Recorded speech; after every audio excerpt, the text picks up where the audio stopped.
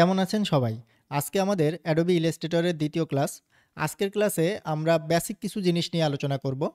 অর্থাৎ বলতে পারেন যারা Adobe Illustrator একদম ১ম বার ওপেন করবে বা ১ম বার ইউজ করবে, তারা যে প্রবলেমগুলো ফেস করতে পারে, একদমই বেসিক কিছু প্রবলেম নিয়ে আজকে কথা বলব। তো চলুন দেরি না করে শুরু করা যাক। আমি গত ক্লাসে জাস্ট Adobe Illustrator এর একটা ইন্ট্রো দিছিলাম যে Adobe Illustrator জিনিসটা কী বা এটার ভেতরের কয়েকটা অপশন নিয়ে, কয়েকটা প্যানেল নিয়ে কথা বলছিলাম, কয়েকটা ফাংশন নিয়ে কথা বলছিলাম। আমি একটা ডকুমেন্ট ক্রিয়েট করছিলাম গত ভিডিওতে। যারা ভিডিওটি দেখেননি অবশ্যই দেখে আসবেন আমার চ্যানেল থেকে। ওই ভিডিওতে আমি ডকুমেন্ট ক্রিয়েটটা প্রপারলি আপনাদের দেখাইনি। আজকে আমি ডকুমেন্ট ক্রিয়েট থেকে শুরু করব যে কিভাবে একটা প্রপার ডকুমেন্ট আপনারা ক্রিয়েট করবেন। দেন তার উপরে বেস করে আমরা কাজগুলো শুরু করব। স্টেপ বাই স্টেপ আমরা টুলসের কাজগুলোর দিকে চলে যাব। সবার প্রথমে আমরা ফাইল থেকে নিউতে চলে যাব, অথবা দেখেন এই সাইডে যে নিউ ফাইল লেখা আছে এখানে ক্লিক করলেও আমাদের সামনে এমন একটা উইন্ডো চলে আসবে।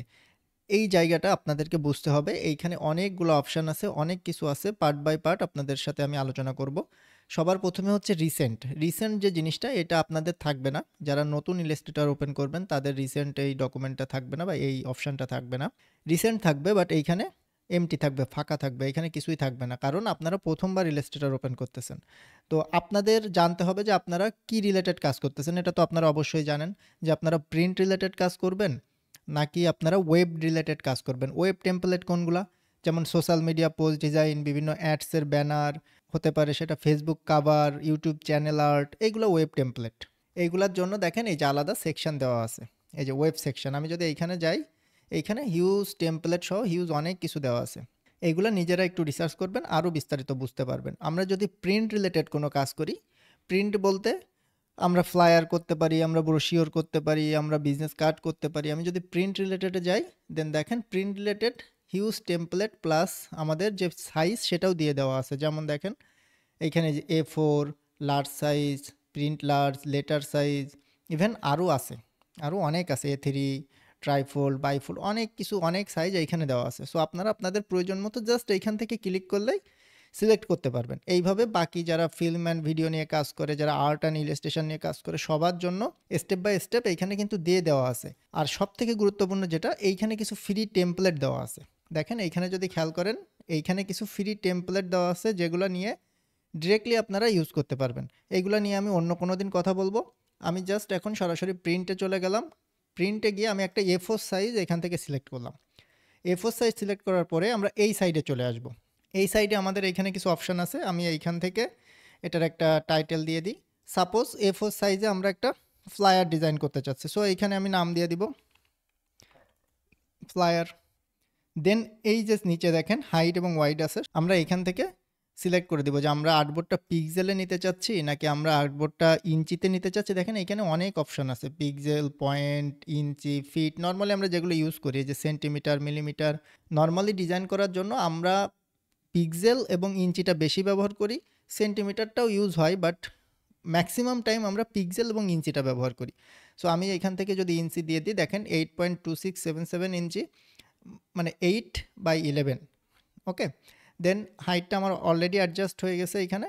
যেহেতু আমি A4 সিলেক্ট করছি, আমার এখানে অ্যাডজাস্ট হয়ে গেছে, আমার এখানে কিছুই করা লাগবে না। আমি চাইলে এখান থেকে কাস্টমাইজও করে নিতে পারবো। আমার যে A4 সিলেক্ট করা বলে A4এই আর্টবোর্ড নিতে হবে, বিষয়টা একদমই এমন না। আমি চাইলে এখান থেকে কিন্তু চেঞ্জ করে দিতে পারবো, যে কোনো ভ্যালু এখানে আমরা অ্যাড করতে পারবো। দেন আপনি আর্টবোর্ডটাকে কীভাবে নিতে চাচ্ছেন, এখানে দেখেন হরিজেন্টাল এবং ভার্টিক্যাল দুইটা মোডে আছে। সো আমরা যেহেতু A4 সাইজে নিব, আমরা এই মোডটা সিলেক্ট করব। আমরা যদি এই মোডটা সিলেক্ট করি, জাস্ট আমাদের যে সাইজটা এটা রিভার্স হয়ে যাবে, অর্থাৎ উপরেরটা নিচে এবং নিচেরটা উপরে চলে যাবে, এর বাইরে কিছুই না। এই সাইডে দেখেন আর্টবোর্ড 1, আর্টবোর্ডের এখানে 1 লেখা আছে, অর্থাৎ আপনি কি আর্টবোর্ড একটা নিতে চাচ্ছেন না দুইটা নিতে চাচ্ছেন। এটা এখন এই মুহূর্তে একটা থাক, আমি দুইটা নিয়ে আপনাদেরকে দেখাবো। দেন হচ্ছে ব্লিড। যারা ফটোশপ জানেন তারা অলরেডি এই বিষয়টা সম্পর্কে বুঝবেন যে ব্লিড জিনিসটা কি। ব্লিড হচ্ছে আপনার ডিজাইনের একটা এক্সট্রা এরিয়া। আমরা যখন ডিজাইন করি তখন কিন্তু সাইডে একটা এক্সট্রা এরিয়া চারিপাশে রেখে দিই, ওইটাকে ব্লিড বলে।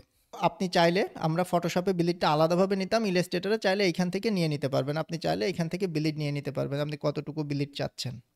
আমি এখান থেকে নর্মালি 0.125 বা 0.25 আমি ব্লিড নিয়ে রাখলাম ইঞ্চিতে, যেহেতু এখানে ইঞ্চি সিলেক্ট করে এখানে ইঞ্চি আসবে। আমি যদি পিক্সেল সিলেক্ট করতাম এখানে পিক্সেল আসতো। দেন কালার মোডটা ইলাস্ট্রেটরে বাই ডিফল্ট যদি আপনি প্রিন্ট টেমপ্লেট সিলেক্ট করেন সবসময়ের জন্য CMYK পাবেন। যদি ক্লায়েন্ট চায় যে তার ডিজাইনটা আরজিবিতে করতে হবে, আপনি আরজিবিতে করে দিতে পারেন, কোনো সমস্যা নাই। আমরা যারা মাইক্রোস্টকে কাজ করি, মানে যারা আমরা গ্রাফিক্স ডিজাইনার, আমরা যেসব মার্কেট প্লেসে যে ডিজাইনগুলো দিই, এগুলো কিন্তু সবসময় আমরা আরজিবি মোডে দিই। বাট এইখান থেকে ইলাস্ট্রেটর সবসময় রিকমেন্ড করে প্রিন্ট ডিজাইনগুলোকে সিএমওয়াইকেতে করতে, আর যদি ওয়েব টেমপ্লেট হয় সেগুলোকে আরজিবিতে করতে। তো আমি সিএমওয়াইকে রাখলাম, দেন ক্রিয়েট দিয়ে দিলাম। খুবই সিম্পল, এখানে তেমন কঠিন কিছু না। দেখেন এই যে এক্সট্রা যে অংশটা আসলো আমার এইখানে, এই যে লাল কালার, লাল যে বর্ডারটা আসলো, এইটা হচ্ছে ওই যে বিলিটটা নিয়েছিলাম, ওই বিলিটের এক্সট্রা অংশটা। সো আমি এইখান থেকে আমি আবার নিউতে যাই। আমি এইখান থেকে যদি 2টা দিই, দেখেন এই যে আর্টবোর্ড 2টা দিয়ে আমি আপনাদের একটু দেখাই, 3টা দিই, 3টা দিয়ে আমি যদি ক্রিয়েট করি, দেখেন এই যে 3টা আর্টবোর্ড তৈরি হলো। আমরা যখন বিজনেস কার্ড ডিজাইন করব, আমি যখন বিজনেস কার্ডের ক্লাসে আপনাদের দেখাবো, আমরা যখন ফটোশপে ডিজাইনটা করি তখন কি করতে হয়, আমাদের আলাদা আলাদা ডিজাইন করতে হয় 2টা ফাইল নিয়ে, অথবা একটা ফাইলের ভিতরে লেয়ারগুলোকে অর্গানাইজ করে। যারা অলরেডি ফটোশপ জানেন তারা বিষয়টা বুঝতে পারবেন। বাট এইখানে আপনি চাইলে একসাথে 2টা আর্টবোর্ড নিয়ে একটা ফাইলেই কাজ করতে পারবেন, কোনো প্রকার প্রবলেম হবে না। আমি এই ফাইলটা কেটে দিই, ক্লোজ করে দিই। দেন আমরা কিন্তু আর্টবোর্ড নেওয়াটা শিখে গেলাম, খুবই ইজি। ওকে, এইখানে তেমন কোনো কঠিন কোনো কিছুই না, জাস্ট আপনাকে জানতে হবে যে আপনার সাইজটা কত, আপনি কোন সাইজে নিতে চাচ্ছেন। আমি এটাকে কেটে দিয়ে আবার একটু দেখাই আপনাদের। সাপোজ আপনার কাছে এমন একটা সাইজ আছে যেটা আপনার ইলাস্ট্রেটরের কোথাও নাই, সাপোজ সেটা A4ও না, যে কোনো কিছু হতে পারে, এখানে কোথাও নাই। আপনার কিছুই করার প্রয়োজন নাই, আপনি জাস্ট ফাইল থেকে ওপেনে যাবেন, ফাইল থেকে নিউতে যাবেন, নিউতে গিয়ে এইখানে আপনি কাস্টম সাইজ দিয়ে দেন, কোনো সমস্যা নাই। আমি পিক্সেলে চলে গেলাম, আমি এখানে কাস্টম সাইজ দিব। আমার সাপোজ ক্লায়েন্ট একটা সাইজ চেয়েছে যে 1250 পিক্সেল বাই 1250 পিক্সেল। সো এটা তো আমার ইলাস্ট্রেটরের ভেতরে কোথাও নাই, প্রিন্টের ভেতরেও নাই, ওয়েবের ভেতরেও নাই, কোথাও নাই। সো আমার কোনো কিছু চিন্তা করা লাগবে না, আমি জাস্ট এইখান থেকে সাইজটা কিন্তু সিলেক্ট করে দিতে পারবো। আমি আর্টবোর্ডটা 1 রাখি, আমি কালার মোড সিএমওয়াইকে থেকে আরজিবি করে দিলাম। এইখানে আমি কোনো প্রকার ব্লিড রাখবো না, আমি জাস্ট একটাতে 0 দিলে সবগুলো 0 হয়ে যাবে, কারণ এইখানে এই যে লিঙ্ক আপ করা আছে। যদি এই লিঙ্ক আপটা করা না থাকে তাহলে কিন্তু একটা চেঞ্জ করলে শুধুমাত্র একটাই চেঞ্জ হবে, দেখেন একটা চেঞ্জ করলে একটাই চেঞ্জ হবে। আর যদি এই লিঙ্ক আপটা করা থাকে সবগুলো চেঞ্জ হয়ে যাবে, একটা চেঞ্জ করলে সবগুলো চেঞ্জ হয়ে যাবে। খুবই বেসিক একটা জিনিস, বাট জানতে হবে, না জানলে যারা নতুন তাদের অনেক প্রবলেম ফেস করতে হতে পারে। এইখান থেকে ক্রিয়েট দিয়ে দিলাম, এই যে দেখেন একটা কাস্টম আর্টবোর্ড কিন্তু আমার ক্রিয়েট হয়ে গেল। এটা কিন্তু ইলাস্ট্রেটরের বাইরে, সম্পূর্ণ ইলাস্ট্রেটরের বাইরে। ইলাস্ট্রেটরের বাইরে বলতে ইলাস্ট্রেটরের ভেতরে কিন্তু এমন কোনো আর্টবোর্ড নাই। আপনার যদি প্রয়োজন হয় আপনি এইভাবে কাস্টমও তৈরি করে নিতে পারবেন। দেন আমরা চলে যাব ফাইল থেকে আমরা আজকে জাস্ট এইখান থেকে কয়েকটা অপশান একটু বোঝার চেষ্টা করব। আমরা আজকে টুলসে যাব না, আমরা আগামী ক্লাস থেকে প্রপারলি টুলস শুরু করব। কারণ আপনি যদি বেসিক সেটিংসগুলো না জানেন দেন আপনি প্রপারলি কাজটা করতে পারবেন না, আপনি প্র্যাকটিস করতে গেলেও অনেক প্রবলেম ফেস করবেন। তো সবার প্রথমে আমরা নিউটা দেখলাম, নিউ থেকে আমরা কি করতে পারি, একটা নতুন ডকুমেন্ট ক্রিয়েট করতে পারি। আমরা যদি নিউ ফ্রম টেমপ্লেটে ক্লিক করি, দেন এইখানে একটা খুব মজার জিনিস আছে, দেখেন নিউ ফ্রম টেমপ্লেটে গেলে ব্ল্যাঙ্ক টেমপ্লেট নামে একটা অপশান আছে। এইখানে মোটামুটি অনেকগুলা টেমপ্লেট দেওয়া আছে, অনেকগুলা। দেখেন এই যে banner ads, banner and presentation, boxes, brochure, business card, card and invitation, অনেকগুলা টেমপ্লেট এখানে দেওয়া আছে। আমি এইখান থেকে সবথেকে সহজ, যেটা সবথেকে সহজ কি বলেন তো, বিজনেস কার্ড, সবাই বোঝে। সো আমি বিজনেস কার্ডটা যদি ওপেন করি, এই দেখেন বিজনেস কার্ডের টোটাল টেমপ্লেটটাই দেওয়া আছে। এইটা একটা business card, horizontal business card. এইখানে দেখেন এই যে বিজনেস কার্ড 4টা সাইজ দেওয়া, এখানে 2টা সাইজ দেওয়া, একটা দেওয়া, মানে হরিজেন্টাল এবং ভার্টিক্যাল 2টা সাইজে এখানে সুন্দরভাবে টেমপ্লেট তৈরি করে দেওয়া আছে। এই যে আমরা যদি এইখানে ক্লিক করি, এটা আর্টবোর্ড টুল, এটা নিয়ে কথা বলবো পরবর্তীতে। আমি এখন যদি কোনো টুলসে ক্লিক করি, আপনারা বুঝতে না পারলে সমস্যা নাই, সেটা স্কিপ করবেন। আপনারা পরবর্তী ক্লাসে যখন টুলসের ক্লাস হবে এগুলো নিয়ে আমি বিস্তারিত কথা বলবো, বাট আপনাদের বোঝানোর সুবিধার্থে আমার মাঝে মাঝে টুলসে ক্লিক করা লাগতে পারে। সো এটা আমি আমার মতো করব, আপনারা জাস্ট আমার ইনস্ট্রাকশনগুলো ফলো করবেন। আস্তে আস্তে আপনারা যদি প্রপারলি আমাদের ইলাস্ট্রেটরের কোর্সটা কমপ্লিট করেন, টোটাল ইলাস্ট্রেটরে আপনারা অ্যাডভান্স লেভেলে শিখে যাবেন, এতটুকু কথা আমি দিতে পারি। দেখেন এইখানে কিন্তু সব কিছু পারফেক্টলি দিয়ে দেওয়া আছে। আমি যদি ফাইল থেকে আবার আরেকটা যাই, এইখান থেকে আমি যদি ব্যানার অ্যাডসটা ওপেন করি, এই যে দেখেন একদম প্রপারলি সব কিছু দিয়ে দেওয়া। একটা ব্যানার অ্যাডস কত ধরনের হতে পারে, হরিজেন্টালি, ভার্টিক্যালি, তারপরে এই যে যেগুলো ইন স্ট্রিম অ্যাড আসে, ইন ভিডিও অ্যাড আসে, মানে ভিডিওর ভেতরে যে অ্যাডগুলো আসে সেইগুলো প্রত্যেকটা টেমপ্লেটই দিয়ে দেওয়া আছে। বাট প্রথম অবস্থাতে আপনাদের এত কিছুর প্রয়োজন নাই, আমি জাস্ট এখানে অপশানগুলো আছে তাই দেখাই দিলাম। আপনাদের এত কিছুর প্রয়োজন নাই, আপনারা জাস্ট কাস্টম টেমপ্লেট নেবেন, অথবা যে টেমপ্লেটগুলো এইখানে দেওয়া আছে, এইখানে যেগুলো দেওয়া আছে প্রিন্টের ভেতরে বা ওয়েবের ভেতরে যদি যাই, দেখেন ওয়েবের ভেতরে যদি যাই, এখানে কিন্তু অনেক টেমপ্লেট দেওয়া আছে। ওয়েব লার্জ, তারপরে হচ্ছে এই যে ম্যাকবুক, মানে আলাদা আলাদাভাবে দেওয়া আছে। এই যে এইখান থেকে আমি যদি মোবাইলে যাই, মোবাইলের স্ক্রিন ভেদেও টেমপ্লেট দেওয়া আছে। অনেকে আছে যে ফটোশপ দিয়ে ইউআই ডিজাইন করে, সো তাদের জন্য খুব বেশি হেল্পফুল এই জিনিসটা। আমি যেহেতু ইউআই ডিজাইনার না, আমি এতটা ভালো বলতে পারবো না, বাট অনেক বেশি হেল্প হয় এখান থেকে যদি সে টেমপ্লেটগুলো পেয়ে যায়। দেন আমরা আরেকটু যাই ওয়েবের ভেতরে, নিচে যে অপশানগুলো আছে এইগুলা। আমি প্রিন্টের ভেতরে যাই, তাহলে বুঝতে সুবিধা হবে আপনাদের। আমি প্রিন্টের ভেতরে গেলাম, দেখেন এইগুলা কিন্তু ফ্লায়ার। ফ্লায়ার কি আমরা সবাই জানি, আমরা ফ্লায়ার নিয়ে সামনে ক্লাস করব, তখন আরও বিস্তারিত বুঝতে পারবেন। ফ্লায়ার হচ্ছে এক পেজের একটা প্রমোশনাল ব্যানার, যেটাকে প্রিন্ট করে, মানে কোম্পানি প্রিন্ট করে বিলি করে সহজে। একটা ফ্লায়ার আমরা কিন্তু সবাই বুঝি যে ফ্লায়ার জিনিসটা কি। আপনারা চাইলে এইখান থেকে কিন্তু এই যে এইগুলা ডাউনলোড করে ইউজ করতে পারবেন। যদি আপনাদের হয়তোবা এটা ফ্রি ভার্সনে আসবে না, যেহেতু আমার এটা পেইড, এই জন্য আসতেছে। বাট আপনারা চাইলে এগুলো ইউজ করতে পারবেন, বা বিভিন্ন ওয়েবসাইট থেকে ডাউনলোড করে সেই টেমপ্লেটগুলো নিয়ে আমরা কাজ করতে পারবো। এটা নিয়ে আমি বিস্তারিত পরবর্তী ক্লাসে আস্তে আস্তে স্টেপ বাই স্টেপ আপনাদেরকে দেখাবো। সো এটা আমি কেটে দিই। দেন আমাদের ফাইল, এরপরে হচ্ছে ওপেন। ওপেন জিনিসটা কি আমরা সবাই বুঝি যে আমাদের প্রিভিয়াস যদি কোনো কাজ থাকে সেটাকে আমরা কিভাবে ওপেন করতে পারি। যেমন আমি যদি ওপেনে ক্লিক করি, আমাদের প্রিভিয়াস যদি কোনো কাজ থাকে, সাপোজ আমার এইখানে, আমি একটা লোগো আপনাদের ওপেন করে দেখাই।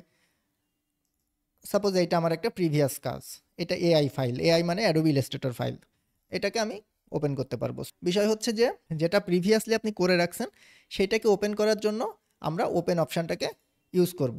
দেন আমি এটাকে কেটে দিই। ব্রাউজ ইন ব্রিজ, এটা আমাদের দরকার না। যেগুলো দরকার না, দেখেন একদম এ টু জেড বলতে আমি চেষ্টা করব, আমি যতটা জানি টোটালি আপনাদেরকে সুন্দরভাবে বোঝানোর এবং সুন্দরভাবে শেখানোর। বাট কিছু অপশান আছে যেগুলো আসলে কখনোই কাজে লাগে না, বা ওইগুলা যে জানতেই হবে বিষয়টা এমন না। তো আমি কিছু অপশান স্কিপ করতে পারি।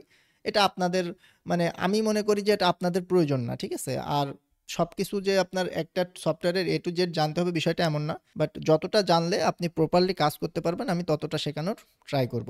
দেন ক্লোজ, ক্লোজটাও আমরা সবাই বুঝি। আমি যদি এটাকে কেটে দিই, জাস্ট ক্লোজ হয়ে যাবে। এই যে জাস্ট এটা ক্লোজ হয়ে যাবে, খুব ইজি জিনিস, এমন কিছু না। যে জিনিসগুলো আমরা বুঝবো না সেইগুলো নিয়ে আমি বিস্তারিত কথা বলবো, আর কিছু জিনিস জাস্ট সংক্ষেপেই আমরা বুঝতে পারবো, যেমন ওপেন ক্লোজ, এগুলো খুব ইজি জিনিস, এটা নিয়ে বিস্তারিত কথা বলার তেমন কিছু কিন্তু নাই।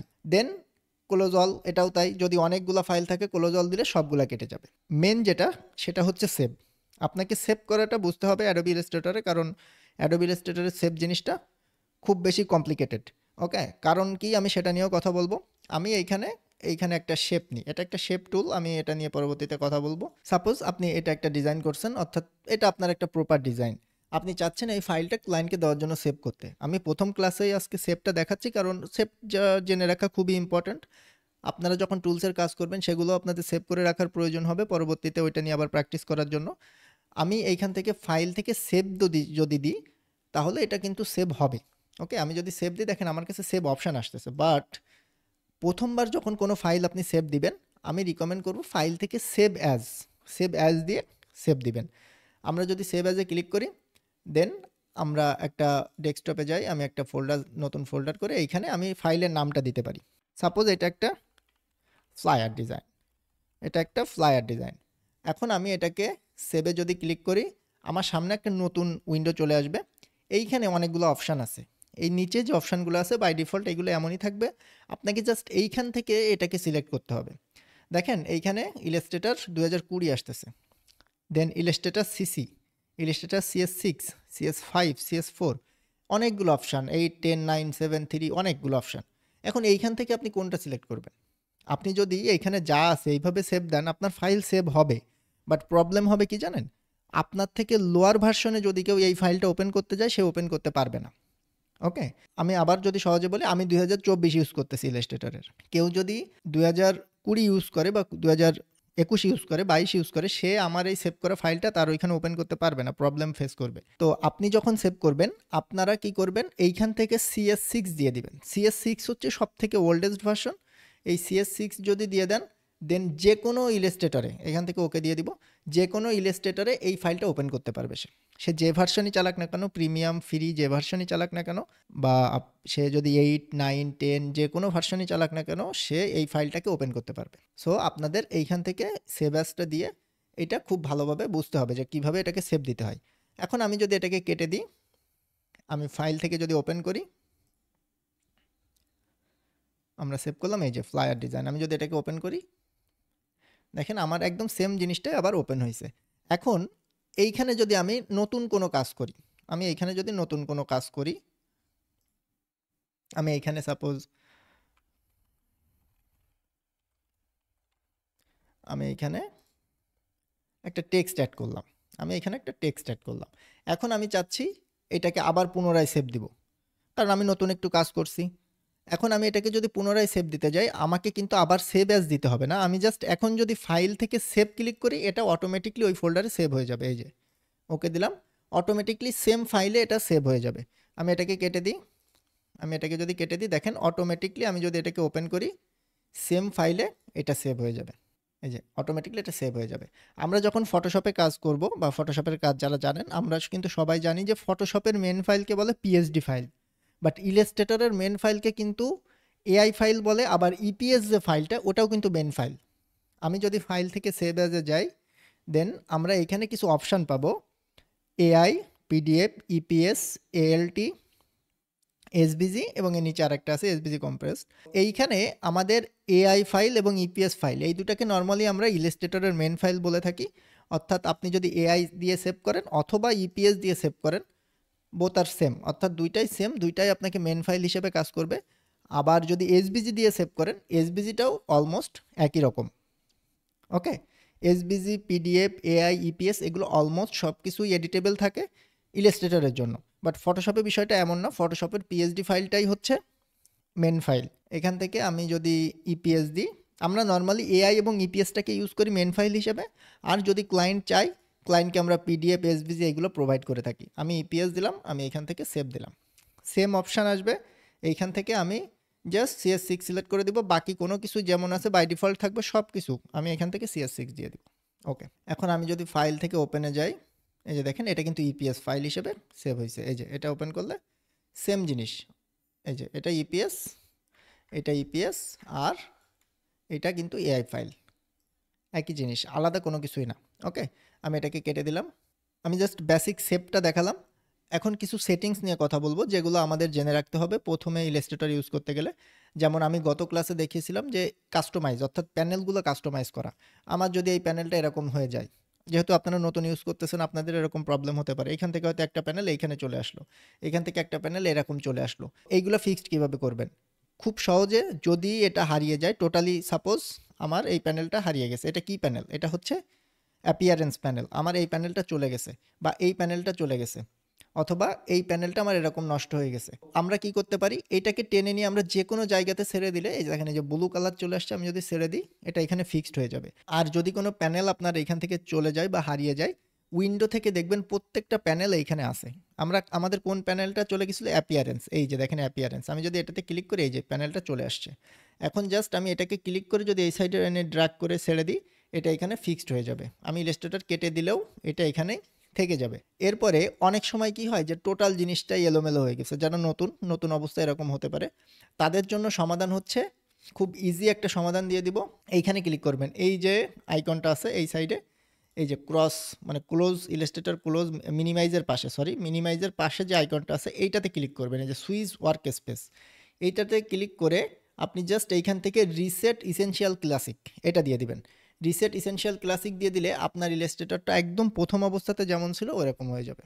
আপনার যদি কোনো টুলস চলে যায়, কোনো কিছু যদি হারিয়ে যায়, কোনো টেনশনের কিছু নাই, জাস্ট এইখানে ক্লিক করবেন রিসেট ইসেনশিয়াল ক্লাসিক, এটাতে ক্লিক করে দেবেন। এটাতে ক্লিক করে দিলে সব কিছু আবার আগের মতো আগের জায়গাতে চলে আসবে, অর্থাৎ আপনার প্রথম অবস্থাতে ইলাস্ট্রেটর যেমন ছিল ঠিক একই অবস্থাতে চলে আসবে।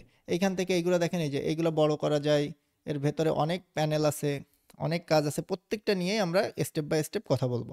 আমাদের ফটোশপে যেমন লেয়ার আছে, আমাদের ইলাস্ট্রেটরেও কিন্তু লেয়ার আছে। আমি আগামী ক্লাসে আপনাদের লেয়ার অর্গানাইজ নিয়ে কথা বলবো, যে লেয়ারটা কিভাবে আমরা ইলাস্ট্রেটরে মেনটেন করব। ফটোশপের মতো এতটা কমপ্লেক্স না এখানে লেয়ার মেনটেন করা, কারণ এইখানকার লেয়ারগুলো খুব ইজিলি মেনটেন করা যায়। আমাদের এই যে লেয়ার প্যানেল, এটাকে বলে লেয়ার প্যানেল, এটা চাইলে আমরা বড় ছোটও করতে পারবো। এর ভেতরে দেখেন আমি এই যে দুইটা জিনিস নিছি, একটা হচ্ছে শেপ এবং একটা হচ্ছে টেক্সট। দেখেন দুইটার জন্য দুইটাই যে দুইটা প্যানেল তৈরি হয়েছে, দুইটা লেয়ার তৈরি হয়েছে। এইটা হচ্ছে আমাদের টেক্সটের জন্য, এই আইটা বন্ধ করলে দেখেন এই যে এখানে খেয়াল করেন আর্টবোর্ডের উপরে, আর এটা হচ্ছে শেপ, এই যে কালারফুল যে শেপটা, এখানকার লেয়ার অর্গানাইজ করাটা ফটোশপের মতো তো কমপ্লেক্স না। আমি যেটাই বললাম আমরা আর্টবোর্ডের উপর থেকেই মানে আর্টবোর্ডের উপরেই লেয়ারটা অর্গানাইজ করতে পারবো। আমাদের লেয়ার প্যানেলে এখানে যাওয়ারও প্রয়োজন হবে না। অবশ্যই আপনাকে জানতে হবে প্রপার ওয়েটা। আজকের ভিডিও এই পর্যন্ত। আগামী ক্লাস থেকে আমরা প্রপারলি টুলসের ক্লাস শুরু করব, অর্থাৎ স্টেপ বাই স্টেপ আমরা টুলসগুলো দেখার ট্রাই করব। ভালো থাকবেন সবাই। ধন্যবাদ।